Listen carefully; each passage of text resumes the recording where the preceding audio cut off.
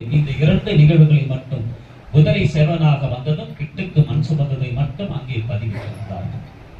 இப்படி மணிவாசகருக்காக வந்த அந்த 5 நிகழ்வு திருவிளையாடல் புராணத்திலே 2 நிகழ்வுகள் பதிவாக செய்யப்பட்டு 3 நிகழ்வு மணிவாசகருக்கு தனிப்பட்ட முறையிலே செய்ததான் அது குருவாக வந்ததையும் அந்தனர் உருவிலே வந்து திருவாசகத்தை எழுதியதையும் 3வது காலையிலே அந்தனராக வந்து திருவாசகத்துக்கு பொருள் என்று சொல்ல அவனே பொருள் என்று செய்து முடிக்க இப்படி 5 நிகழ்வுகளிலே 2 நிகழ்வுகளை திருவிளையாடல் புராணத்திலே பதிவாகப்பட்டிருப்பார்கள்.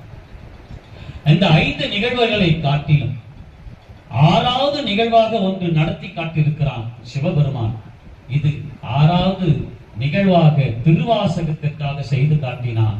அதுதான் நம் திருவண்ணாமலை திருப்பரந்துறையில் செய்த திருவாசகத்தை முற்றும் எழுதுதல் என்ற நிகழ்வை திருவிளையாடலை இந்த திருத்தலத்தில் இங்கே ஒலிக்கப்பட்டு அது பிரபஞ்சம் முழுக்க எழுதக்கூடிய ஒரு உணர்வுகளை பெற்று அது முழுக்க இன்று பத்தி தொட்டிகள் எல்லாம் எழுத வேண்டும் என்ற உணர்வுகளை இந்த திருவண்ணாமலையில் இருந்து தொடங்கப்பட்ட ஒரு வார்த்தை அது திருவார்த்தையாக மாறி பிரபஞ்சம் முழுக்கும் அவனுடைய ஒலியாக அது ஒலித்து முழுக்க முழுக்க எழுதக்கூடிய உணர்வுகள் பெற்று இன்று 4000 தொடக்கூடிய பாக்கியத்தை இந்த திருவண்ணாமலை திருப்பரந்துறை அடியார்கள் பெற்றிருக்கிறார்கள்.